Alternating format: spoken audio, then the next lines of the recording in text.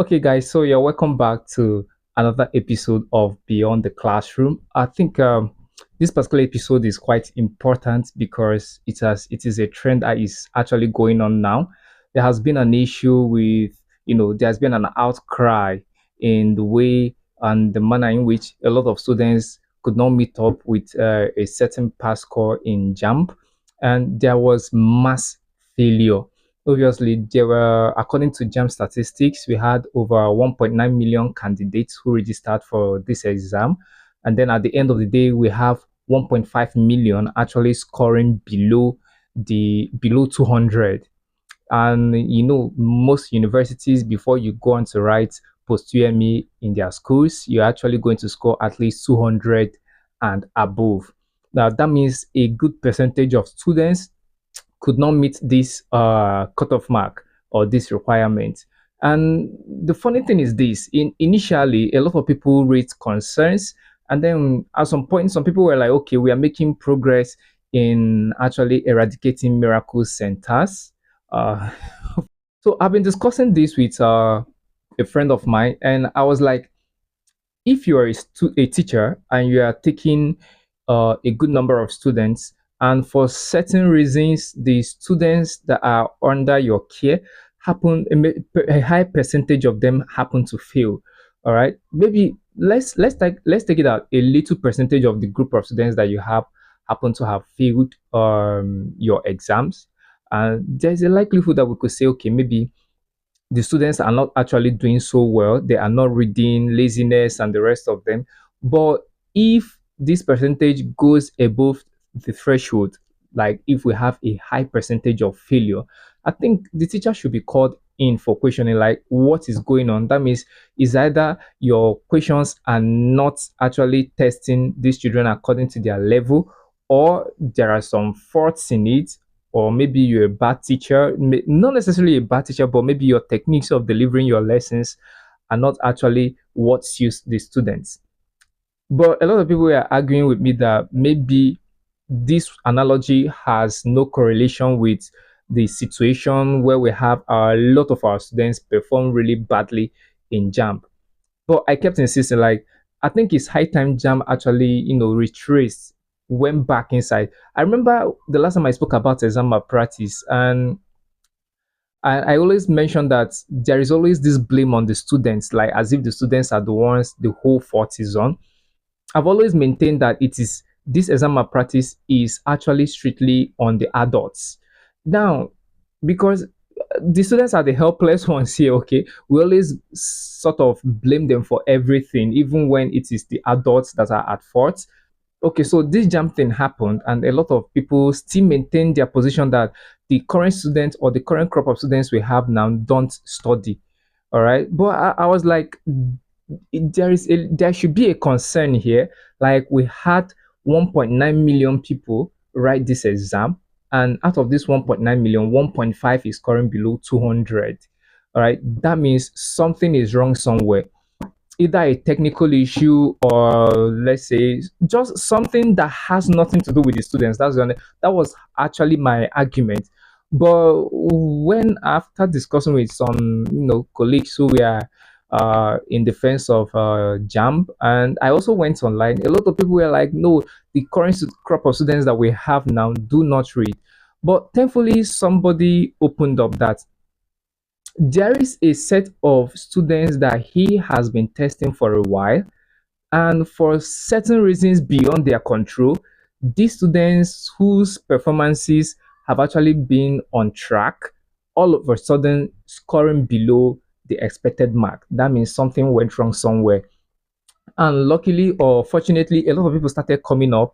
And I know one or two students that I tutored that went through this thing. And obviously, there was this certain metrics, that we've used to measure and look, okay, this guy at least is going to score above 200, at least. All right. There are some students that you just know that there is no how they can score below an expected mark. And then a lot of people started coming up here that we have always, that a lot of people under our care, some teachers, some parents, a lot of stakeholders in the educational sector, So practically, we had a lot of people who actually had doubts in the scores that their children or their students or their wards actually had during the last conducted JAMB exam. And at some point, JAMB obviously denied that. There is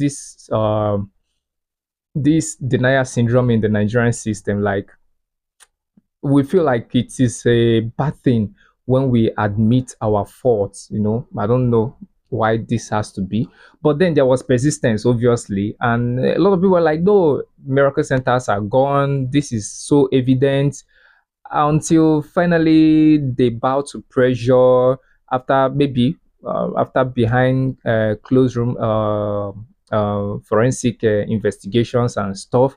And then finally there was admittance, all right, that there was a glitch in the JAMP portal or the system or the hosting site or whatever. There was a glitch which resulted in many students experiencing difficulties during exams, and also a lot of students that were affected. Over 3,000 candidates in the southeast and in Lagos were affected, and then their results were below the expected mark. Now, I want to give it up for there. I want to, before I start making some, airing my opinions, I want to give it up to those that actually consistently fought and believed in their students. That's one thing, because I don't know where we see our current crop of students. There are a lot of them that actually read and are prepared for exams.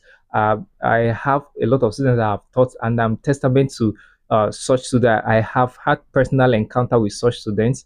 So I've always been like, the bad eggs are always the noisy type. So it feels like, okay, since this guy's like this, then the rest of the people or the rest of the students are like this. That's like hasty generalization, okay? Or we can't use a few crop of students to actually judge the whole. Which this jam situation has actually should have actually revealed to us that we should actually give these children some slack. We should cut them some slack. We should give them their flowers, because they trust themselves and they know what they can deliver on. So I want to give it to those that consistently had confidence in their children, in their words, and in their students, and fought for their rights, even to the point of even seeking for legal redress. So this is one thing you should do for a child. Always show some level of confidence in their capacity and their abilities, and you see them thrive really well. So I want to give it up to parents and stakeholders that stood up and stuck their neck out for these children. And then I want also to appreciate even JAM. That's the first time I've seen an institution in Nigeria actually come out to accept and take responsibility. That's a big step. That's a big step. It might seem, it was done with a little bit of a braggadocio, but it is the first step to redemption. All right, so we are going to get better as time goes on. So I want to give it up for the organization for actually coming up and admitting that yes, actually after investigations we figured out that there was a glitch. That's the part I want to first mention. Then let's go back to my analysis of everything that happened. All right. One, I believe that a lot of experts have been engaged in this jam thing, like setting up the portal, arranging the questions, setting standardized questions. So I want to believe that these are professionals in their field, especially because it is CBT now. So I want to believe that there are tech experts working with jam. So I want to believe there are tech experts who have run this program over and over again, testing its capacity to handle the number of candidates that it has predicted to have over time. And this is a once in a year examination, which should have given the organization enough time to do test running, to actually test it with their IT personnel and experts. All right, trying to figure out what could go wrong and then correcting it. So a whole year with a lot of budget for this. The admittance at the end of the day is commendable, but the damage has been done. That's the honest truth. The damage has been done. The mental state of these children has been thoroughly smashed. And another thing is this: they gave room for rewriting this exam at a very short notice. Like, we're not even considering the mental state of these children. All right. I know you always say if it is in our old days, we would have done no, we wouldn't, no, okay. In the olden days, I would say that people were abused, and then we are priding in the abuse that we faced. All right. This current generation demands that we follow due process. Now you're telling everyone, okay, this happened today. Tomorrow you're rewriting your exams. Like, have you given them time to actually recover from the shock? Then you could see that we even had a student that actually committed suicide. Now, we should put into consideration that there are very high performing students that everybody is looking forward to their exam. Then, if you have been in such a situation, you should actually know the pressure that these children are facing. So, imagine you are being tipped to score like 300 and above, and all of a sudden you are seeing like 100 and something, 120 in your examination. And we might say that suicide is not the option, which is very bad, but there is a lot of pressure on these children. There is a lot of pressure on these children, on these students, and we really need to put into consideration their mental states. And I would have appreciated if a certain room, like enough room, was given for them to actually mentally recover to be able to face the exams once again. Because this time around, they are facing this exam under very hot uh, pressure. Because let's take it for instance, I don't think there's room to rewrite this exam if there should be another glitch. All right. So these children are going in like I scored below the expected mark. God help me, I don't score below this expected mark again. All right. And this pressure could even actually lead to them even underperforming. So I would have preferred maybe they give them enough room to actually recover and even retest themselves again, gain a little bit more confidence before they even go into writing this exam again. Because I don't think even adults, like if you actually honestly think about it, even you as an adult, you cannot handle this level of pressure. All right. We all know what we went through during our own days. And then imagine these young children, and not that they are not reading, but a lot of things are now working against them. And we could see that technology. So, but I'm disappointed that this technology was not tested for a whole 1 year. And then there is this situation on ground that we have today. And if not for the good work of those concerned, this could be the case of many people over the years. Now, how are we to trust that JAMB now gives the real scores? Now, the credibility of the organization is now in question. Like, how are we sure that the scores that these children are going to get next is actually their real scores? Okay, so there's a lot of things that could have been put in place before rushing to reset the exams. And because there's still enough time before they can go to their different universities to write either the post UME and stuff. And have we ever considered actually giving universities power to actually admit the students that they want, and not just create a lot of bottlenecks? Like I've always said, there is a lot of bottlenecks in the Nigerian education system. It feels like you move from one hurdle to another. Sometimes I feel like what we actually gain in the Nigerian system of education is actually a strong mental, a strong, a strong resistance to mental abuse, because you keep going through things that keep testing your mental state.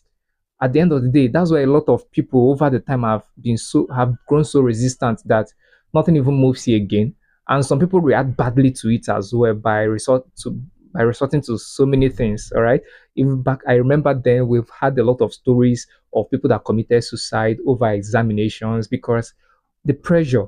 All right. And it's like those at the helm of affairs have forgotten that they were once students. All right.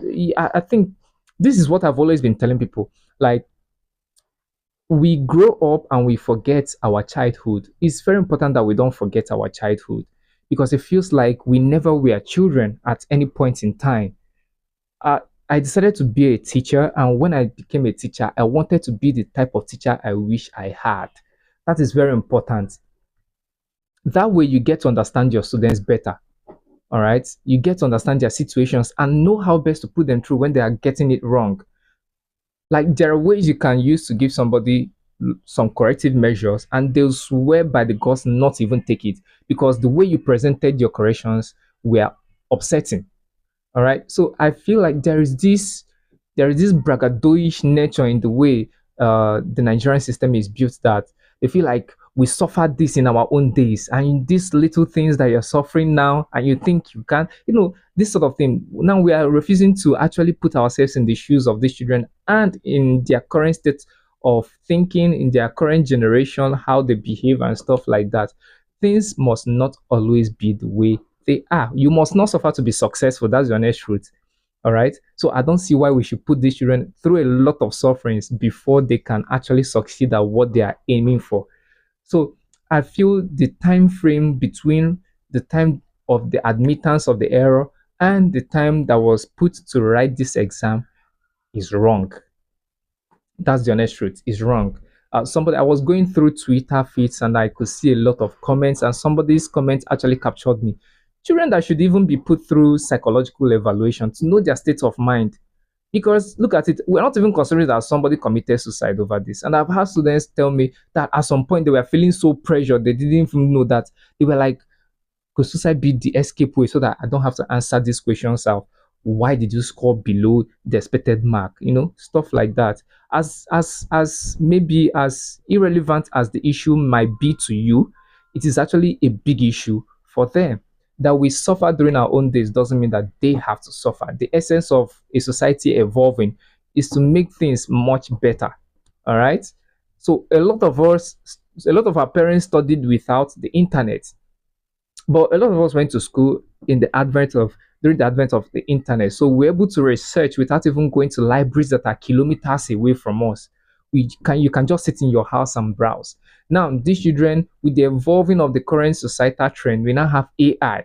Now, people can now use AI and get direct information rather than scavenging the internet to find particular topics or particular research interest. But quickly with AI now, you can just simply dabble into it or do some function or do some work so quickly. So I don't think for us to be successful as a society, we must suffer. Suffering is not a sign of somebody who is going to be successful. You can still suffer and then end up being miserable. All right. But we can make things right. So I feel like the time frame for admittance and writing of this exam is a little bit off for me. And also, in a sane society, heads will be rolling somewhere. All right. In a sane society, heads will be rolling because one of the feature leaders of this country just died out of maybe recklessness of somebody somewhere. All right. Somebody died. Every life counts. Now, who knew what this particular student would have been in future? Who knew what contributions she would have made? Out of our own negligence, whether consciously or unconsciously, a life has been lost. And somebody has to take responsibility for that. But then this is our dear country, how it is, and you just take what you see. But the end point is this: apart from this happening now, and we can't ascertain if this has been the trend in the years past, but it's a big learning curve for us. What have we learned from this sort of thing? All right, what have we learned from it? Like, how are we going to put heads together, make plans to prevent something similar from happening again in the future? Because one thing is something happening, another is picking lessons from it. Now, we need to make sure that something like this does not repeat itself. Because in a situation like this, the credibility of an organization have been put into question. A lot of people have been asking now, has this been the occurrence? Has this been something that has been happening over the years? But because there weren't enough technological advancement and the social media was just still coming up, as at the moment I got to write mine as well, could this be things that were happening that we really didn't know? So there is need, if JAMB must be maintained in our education system, there is need for them to actually come and redeem their name and make sure that lessons are learned from this and future occurrences are avoided. Technology has become so advanced that we should not be having this problem, to be honest. And now, since JAMB is CBT, that's a computer-based test, why is it that we have to wait like 3 weeks, 2 weeks to see our exams, to see the results? Even if you want to make the students to wait, to create some level of situation, a little bit of drama, You could actually make it 2 days is enough. They could write that on a Friday, and then Saturday, Sunday, Monday, they see their results. So I don't see why we have to wait for a very long time. If this system has been properly tested, have been properly looked into, and then something happens. The idea of the glitch happening, I really don't buy it. I really don't buy the idea. I really don't buy the excuse of the glitch happening. All right, because I know technology is crazy. Anything can happen, but we believe that the best of heads are working with JAMB in this area, and this sort of thing should have been managed better than what it is. And coming out to deny it in the first place before you have been arm twisted to actually have your systems reviewed, and then you're coming out to admit it, is a lot of lessons. All right, at least admit when you are wrong. At some points, I was like, no, no, no, no, no. But I was happy that they finally admitted that. But then a lot of things have gone wrong. A lot of things have gone wrong. A life has been lost in the process. And it's unfortunate that the country has come to this level, like we should be growing over the year, we should be advancing, we should be growing, but it feels like there is a retrogression in the way we do things. Like you see people talking about years back being better than the current situation, current way of doing things now. Like it's crazy. It should have been There has been an advancement from here to here, because in our own days we didn't have this advantage, but now there is an advantage here, but we can't be suffering even with the advantage we are supposed to have. So the CBT is supposed to be an advantage, but for some certain reason in big 2025, it has cost us a life, which is very, very, very, very unfortunate, very, very unfortunate and disappointing. But all the same, there is room for what? Improvement. And I think the Ministry of Education should actually look into this, actually check the importance of JAMB to the educational system. If it needs revamping or whatever, look into it. Find a way to make it a lot more useful than being a bottleneck in the education system. Because to be honest, after JAM, you still have to go for post UME, which will actually eventually determine whether you are getting admission into a university or not. So, is it really relevant that we have this JAMB exam? So, if it is, why do students still need to write post UME? They are moving from WAEC, then some of them probably writing NECO, and then after you've written these two exams, you still go on to write JAMB, and then still go on to write NECO, post UME. And then in all this process, there is anxiety building. For every exam, there is anxiety. I just finished a program recently, and I can tell you, I was so anxious, even though I trusted what I was writing, but the anxiety alone kills. All right. And then I understand we teach the students to be strong, and then give them some pep talks about during our own days. We always trusted our instincts and stuff like that. No matter how good you are, there is exam anxiety. The only thing is that when you read, obviously, you tend to be more confident. But is the anxiety building? Yeah, it does. It does build. So actually, we should find a way to make our students more psychologically ready to take on the things that we throw at them. We should not add to their problems, for Christ's sake. By creating an enabling environment for them, we also, by not adding to their problems, let their focus just be on reading books. All right. And on that note, I would like to um, appreciate those that really stood out and showed confidence in their students and in their words. And also, my condolences to the family that lost a child to this avoidable incident. And I hope that in the future we've learned. All right, we're going to make things a lot more better. All right, you must not make our children suffer before they can attain success. All right, but we can make things a lot more easier for them, taking from our experiences in the past and improving on it, so that a better society will be created for them. All right, students don't need to go through unnecessary bottlenecks. So I hope that as time goes on with this event, we've learned something, and as time goes on, we'll continue to improve on the things that we've learned and create an enabling environment for students to keep performing at their best levels. And I want to give a big shout out to all the students writing their JAMB exams. Uh, all the best to you guys. It's unfortunate that we've introduced you to Nigeria so early, just like the elderly ones, elderly ones here includes me and every other person that have gone through this, with the quote that don't allow Nigeria happen to you.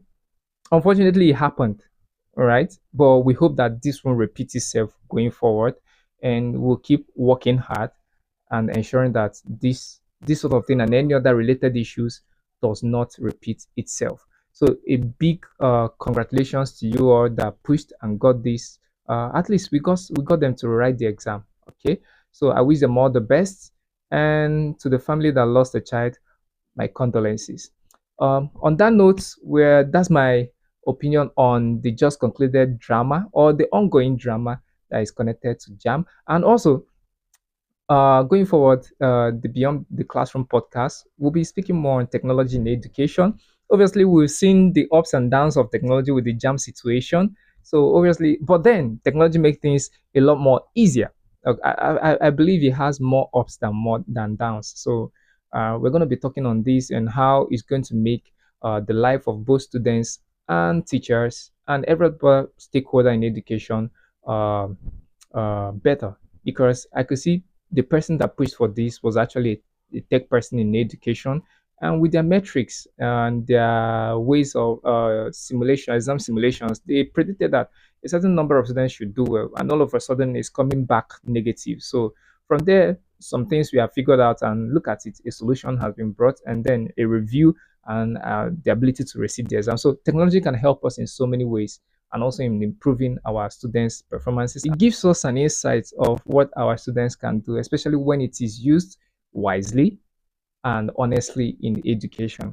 All right, so I hope to see you in my next episode where we'll be talking about more things on education, more issues concerning Nigerian education. And I still remain Mr. Sam, and I hope that you keep in touch with us, and we'll keep discussing things that affect us in the way they affect us. So stay blessed until next time.